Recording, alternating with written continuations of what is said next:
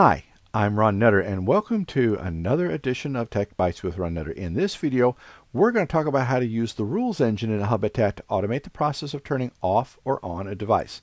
This is the first installment of the Hubitat Rules Engine series. This time, we're going to see how to turn a device on at sunset and then off at a specific time.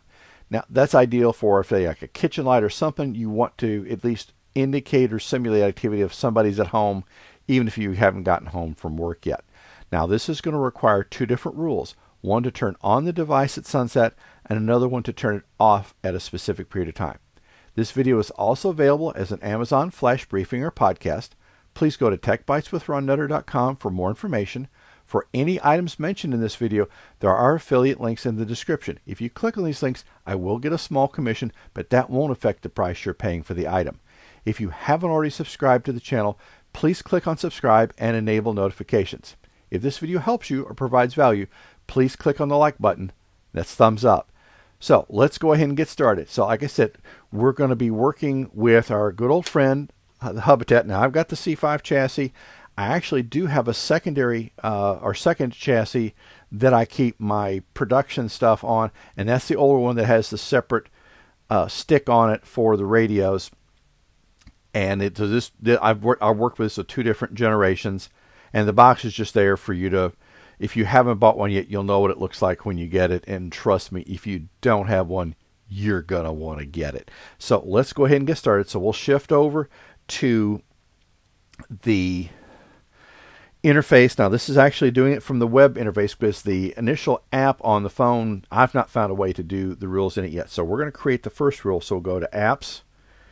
Now, if you don't see the rule machine there, you'll need to tap on Add a built-in app and add the rule machine, and then it will go into the interface that you're going to see right here. Now, if it seems to hang, and I've had this happen a couple of times, just exit out of the rules engine and then either re-add it, or if it's there, then you can go ahead and work on adding the rule at that point. It's something glitchy that I think is just in this particular version of code. So we'll tap on Create a New Rule. And we will call this Sunset On. And we'll tap Go. And trigger event. And we'll pick up the certain time. And at a certain time. And what we will do is click on Sunset.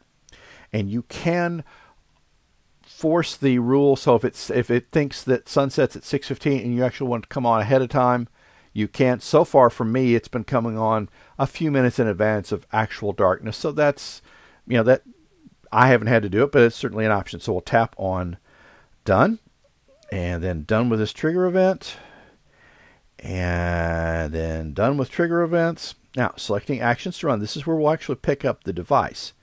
So we will do, no, we got back into conditions. That's not what we wanted. Okay, done with actions. Okay, there we go.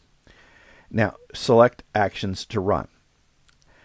So what we will do here is we will click on control switches, and we will do switch on. Even though it's a bulb, this is how you deal with it in Hubitat land. So we'll tap on that one to pick it. So we'll do the single LED RGBW bulb. If we tap on update, then it's going to give you an option. You can also delay here as well. So you're covered in more than one way. So we'll tap on done with action and done with action. So you can see right here, it will turn it on, the rule will activate at sunset, and it will turn on just the single LED bulb. And we'll talk about logging here in just a bit. So we'll tap on done. And we'll go back into the rules engine. And this time we'll click on create a rule. You can also clone an existing rule, but I like going through and stepping through because sometimes if you've gotten real fancy with the rules, you can get yourself in trouble. So we'll just edit the rule and we'll call it time. Well, we'll call it bulb off. And we'll tap on go.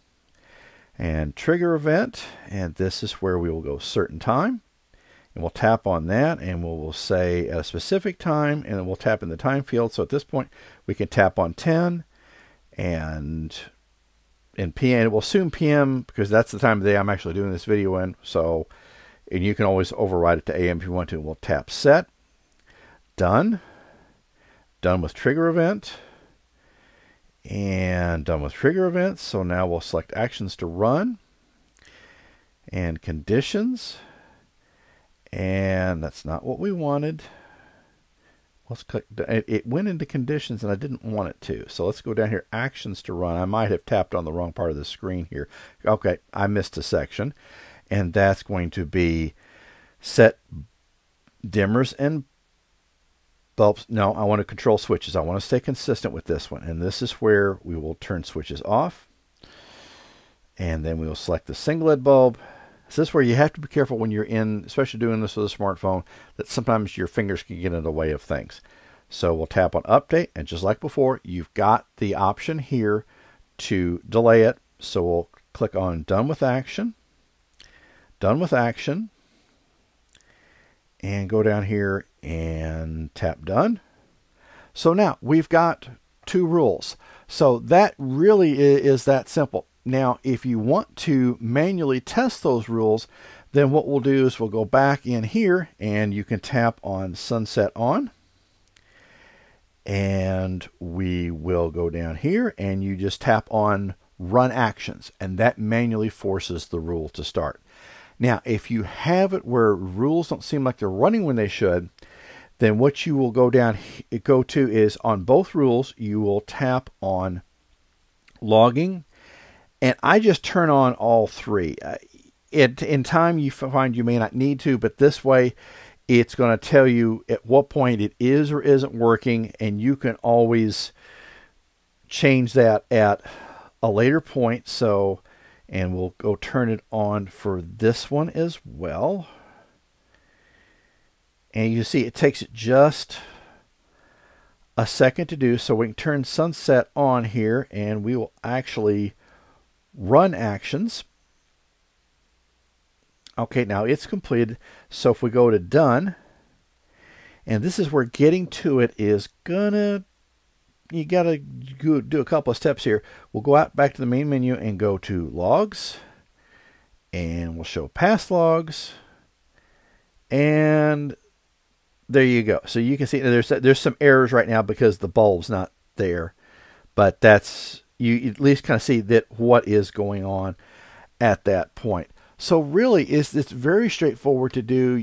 There's several different ways you can do the rules, and I'll be doing some other videos walking you through the specifics so that you don't feel like you're all by yourself in doing it. We're going to do one on fixed start and stop, or fixed time on and fixed time off, and then I'm also going to be getting a motion sensor so we can work with that option as well. So again, this is just one more thing you can do with the Hubitat. It's a very versatile device. It's one that I've been happy with, and really unless you want to activate something like voice control on it, which is an option, this could take total off the internet. So really, it's for those that are very concerned with things, it is definitely something to consider if you are concerned about doing it. Now, we've already shown how to troubleshoot the rules. That's just turning on the logging. If you don't think there's any problems, or you're not actually troubleshooting it, you can save a little bit of overhead on the Hubitat just by going in and deleting the logging for those rules. And unless you have a reason to leave it on all the time, it's just one less thing that the Hubitat has to worry about. And especially if you have a lot of devices on yours, it's going to keep it a little snappier and quicker to respond on things. Now, you're going to see videos to my right or to left that are the next steps on the ones that you've already watched, or it's kind of the content that I've produced. If this video helps you or provides value, please click on the like button, thumbs up. If you haven't already subscribed to the channel, please click on subscribe and enable notifications. We'll see you in the next video.